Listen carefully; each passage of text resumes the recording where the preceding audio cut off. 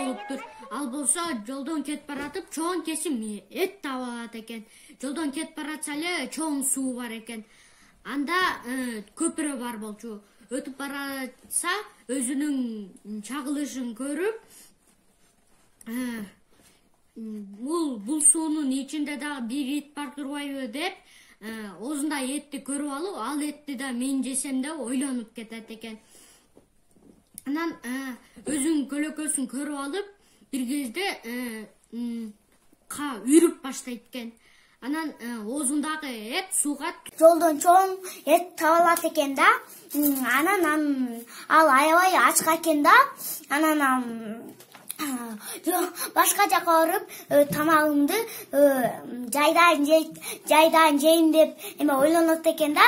Анан капысынан чоң сууга жолуп калат экен да, чоң сугачы. Анан ал ит басып баратканда өзүнүн көлөкөсүн көрөт экен да. Өзүнүн көлөкөсүнчү. Анан ал деп үргөнө жазса, эти деген сууга түшүп кетет экен да. Сууга түшүп кетип, анан кайгырат экен да. Бир этти өтө албай эметем депчи кайгырат экен да. Анан ал ачкалыктан эптеп уктайын деп чечиптир да. Күндөрдүн биринде бир ит жилик тиштеп кетип баратып, көпүрөдөн өзүнүн сүрөтүн көрүп, ошону жилик деп ойлойт. Менде 2 жилик болуп калат го деп ойлойт.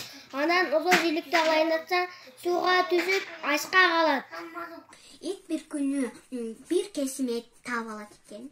Ал өзүн жейин деп кетип баратса, жолунун астында бир терең суу болот экен.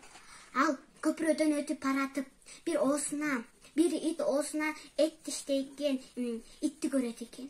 Аны көрүп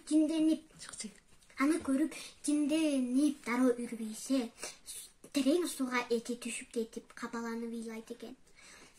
Анан мынтип ойлонот экен. Экинчи ач көз болбош керек экен. Бөлүшүп тапкан тамагымды канаттанып жешим керек экен дейт экен.